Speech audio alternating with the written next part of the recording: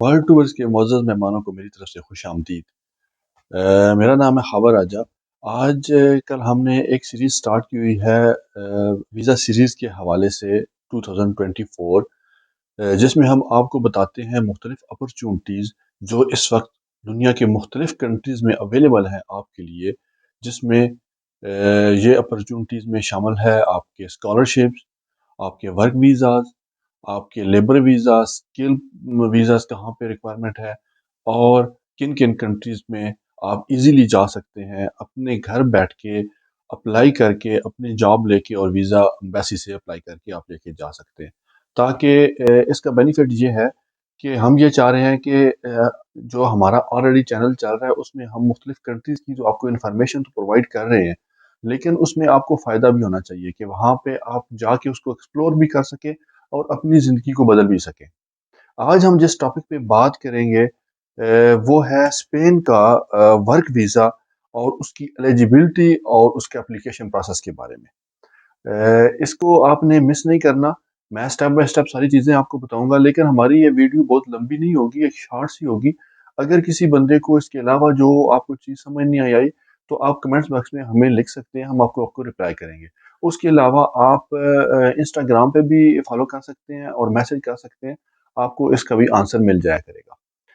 तो चलते हैं, आगे बढ़ने से पहले हमारे चैनल को सब्सक्राइब कर लें और लाइक कर दें ताकि हर आइंदा आने वाली वीडियो आपके लिए फ़ायदेमंद हो सके। और इस वीडियो को शेयर करें अपने दोस्तों तक। अगर आप उस क्राइटेरिया में नहीं आते हैं तो आप अपने ऐसे दोस्तों को कर सकते हैं जो इस क्राइटेरिया के अंदर आ रहे हैं। तो लिहाजा हम स्टार्ट करते हैं। जो है स्पेन का वर्क वीज़ा 2024 में कैसे हासिल कर सकते हैं, इसकी टाइप्स कितनी है, इसके अलावा इसकी एलिजिबिलिटी और एप्लीकेशन प्रोसेस के बारे में हम बात करेंगे। सबसे पहले तो आपको बताएं कि स्पेन में इस वक्त एक बहुत ही एक आपको सबको पता है कि यूरोप का कंट्री है, एक डेवलप्ड कंट्री है जहाँ पे आपको पासपोर्ट भी मिल जाता है। यूरोप के अंदर दो ही कंट्रीज हैं जो पासपोर्ट देते हैं इजीली। वर्क वीज़ा पे आप जाते हैं तो या वर्क के लिए जाते हैं, या लीगल या इलीगल वहाँ पे आप अपनी एंट्री करते हैं, तो एक सर्टन आपको क्राइटेरिया फुलफिल करना होता है, उसके बाद आपको पासपोर्ट मिल जाता है। लिहाजा स्पेन वन ऑफ देम, पुर्तगाल और स्पेन, यहाँ से जितने भी इंडिया से, पाकिस्तान से, भारत, बांग्लादेश से जितने भी लोग जाते हैं उनकी यही कोशिश होती है कि शेंगन कंट्री के अंदर इन दो ममालिक के अंदर जाके अपने आप को सेटल करें और वहाँ से अपनी नेशनलिटी या पीआर हासिल कर सकें। तो अब हम इसमें मुख्तलिफ क्राइटेरिया है जिसमें जो नेक्स्ट ईयर के अंदर 2000, नेक्स्ट ईयर जब स्टार्ट हो गया 2024, पॉसिबिलिटी जो है परमानेंट रेजिडेंसी की आफ्टर वर्क वो भी आपके पास मौजूद है। आपने कैसे पॉसिबिलिटी हासिल करनी है, कैसे वर्क हासिल करना है कंटिन्यूसली। अगर आप 10 साल तक काम करते हैं, लीगली वहाँ पे रहते हैं, तो आपको स्पेन की जो है वो नेशनैलिटी भी मिल सकती है। उसके बाद आपने अपने आप की शो करनी है वहाँ पे, आपकी रेगुलर इनकम वो भी आपने शो करनी है। मैं आगे आपके जाके बताऊंगा कि इसका प्रोसेस क्या है, कैसे आप अप्लाई कर सकते हैं, कौन से जो हैं सेक्टर्स हैं जिनमें आप अप्लाई कर सकते हैं, और वहाँ पे उनकी डिमांड है और उन्होंने 2024 के लिए वो उसको ओपन कर दिया है। उसके अलावा आपने बताना होता है कि एक स्पेसिफिक जो स्पेनिश लैंग्वेज, बहुत बड़ी ऊपर की लैंग्वेज नहीं होती है, एक बेसिक स्पेनिश आपको आनी चाहिए होती है, फिर आपको ये अपना पासपोर्ट दे देते हैं। उसके अलावा अगर आपने वहाँ पे जाके कोई आपका क्रिमिनल रिकॉर्ड ना हो, यानी कि वहाँ पे आपने कोई क्राइम ना किया हो, वहाँ पे लॉज जो है उनको आपने फॉलो किया हो, तो आपको कोई ऐसा मसला नहीं हो सकता कि आपको वहाँ की पीआर ना मिल सके।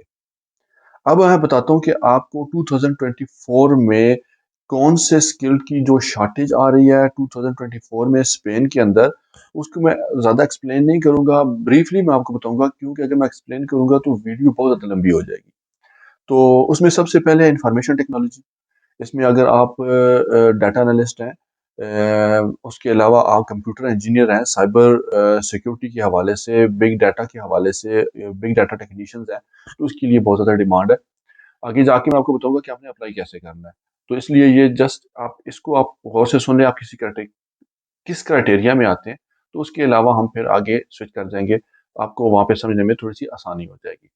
उसके बाद रिन्यूएबल एनर्जी में, यानी कि अगर देखें इस वक्त सोलर और का सिस्टम चल रहा है, हर कंट्री को एनर्जी की शॉर्टेज है, वो ये चाह रहे हैं कि हमें एनर्जी सस्ती सी सस्ती मिले, इसलिए मुख्तलिफ कंट्री सोलर, विंड और जो है इस सेक्टर की तरफ जा रहे हैं। जो लोग इसमें इंजीनियरिंग या स्पेशलाइजेशन रखते हैं, इसके टेक्नीशियंस हैं, उनके लिए ये गेटवे ओपन है। एक सबसे ज़बरदस्त है, अब मैं आपको बता रहा हूँ, हेल्थ केयर। इसमें अगर आप nurses, health care assistant, technician, specialist जो है, रेडियोलॉजिस्ट जो है, मेडिकल लैब टेक्नीशियंस जो है, इनकी डिमांड है। इनकी उनकी वेबसाइट पे मैं आपको बताऊंगा कि कहाँ पे जाके आपने अप्लाई करना है, तो आप वहाँ से इजीली वहाँ पे एम्प्लॉयमेंट हासिल करके अपने कंट्री से, इंडिया से, पाकिस्तान से बैठ के, या किसी और कंट्री में, अगर आप यूरोप में भी बैठे हैं तो वहाँ से भी आप अप्लाई कर सकते हैं। किसी भी कंट्री में, मिडल ईस्ट में, दुबई में, शारजा में, सऊदी अरेबिया में और ओमान, किसी भी गल्फ कंट्री में बैठे हैं तो वहाँ से बैठ के आप अप्लाई करें और आपको इजीली वो रिस्पॉन्स करेंगे, तो उसके बाद आपको इसका वीज़ा मिल जाएगा। इसके बाद आपकी कंस्ट्रक्शन में अगर आपकी स्किल्स हैं, इसमें आप प्लम्बिंग का काम जानते हैं, ब्रिक वर्क का काम जानते हैं, तो उसकी डिमांड भी बहुत ज़्यादा है, क्योंकि अभी लोग बहुत ज़्यादा यूरोप में शिफ्ट हुए हैं, वहाँ पे पूरे यूरोप में घरों की डिमांड बहुत ज़्यादा हो चुकी है, तो इसलिए उनको इन चीज़ की शॉर्टेज है। हॉस्पिटैलिटी में वेटर, कुक्स वगैरह, इनकी स्लॉटर्स जो है हाउसेज में, उनकी जो आप ज़बाखाने होते हैं, अगर आप बुचर का काम जानते हैं, उसकी बहुत ज़्यादा है।